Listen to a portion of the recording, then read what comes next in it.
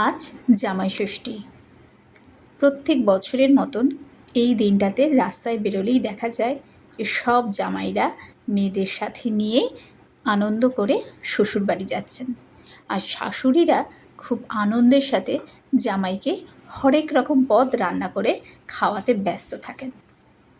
প্রত্যেকবারের মতন এই দিনটা আমাদের বাড়িতেও আসে, আর আমার হাজব্যান্ড এই দিনটার জন্য কিন্তু অপেক্ষা করে থাকে। যতই হোক এই দিনটাতে কিন্তু জামাইরা ফিল স্পেশাল।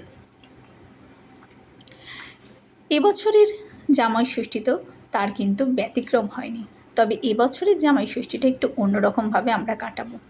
তার কারণ পরে বলছি। আমাদের কিন্তু ধীরে ধীরে বয়স হয়ে যাচ্ছে। কেন বললাম? আমার হাজব্যান্ড বিয়ের পরপর যখন জামাই ষষ্ঠী করতে যেত, মা হরেক রকম পদ রান্না করে খাওয়াতো এবং খুব ওগুলো দেখে খুব আনন্দ পেত এবং খুব ভালো করে কিন্তু খেত।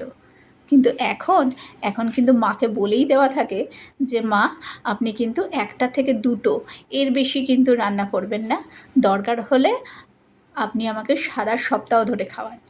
আর আমার মায়ের ইচ্ছে কী থাকে জানেন? আমার মা ভাবে যে প্রত্যেকটা জামাইকে যেমন শাশুড়িরা কাঁসার থালায় গোল গোল করে ভাত দিয়ে চারদিকে হরেক রকম বাটি সাজিয়ে দেবে, ঠিক সেইভাবে খাবার দেবে।